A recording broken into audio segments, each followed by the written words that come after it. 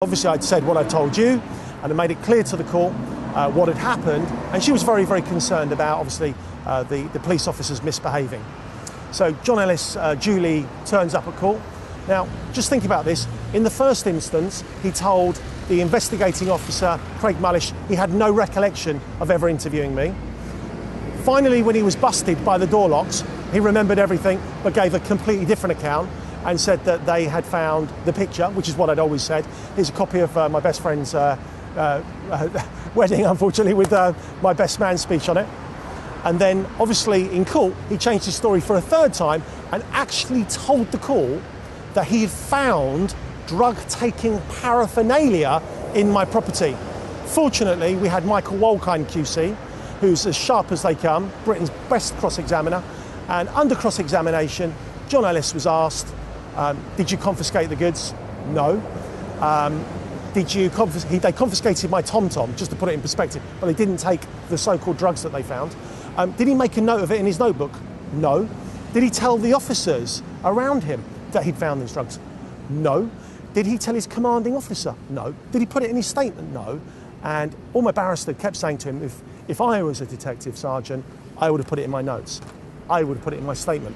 I would have told my colleagues. I would have confiscated it. I would have even told my boss. John Ellis did none of that. He always has amnesia, and when it suits him, he tried a last-ditch attempt in court to discredit me by lying. This is an abuse of power for absolutely nothing other than police officers lying and misbehaving and then doing anything they have to do, irrespective of having to frame and do whatever they need to innocent people just to try and get themselves out of the muck.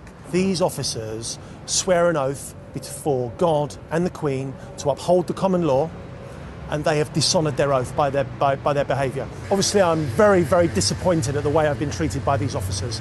It's not about those officers. Those officers are allowed to misbehave because of the environment and the culture that which they work in.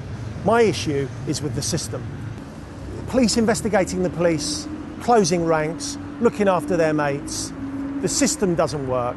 The system's not right. We need to have a system that is fair, just and reasonable. Not a system that's going to cost the public stupid amounts of money, but a just, fair system. And the system that we have clearly isn't working. We, as the public, must have confidence in the police. It's vital. ShockwaveSound.com.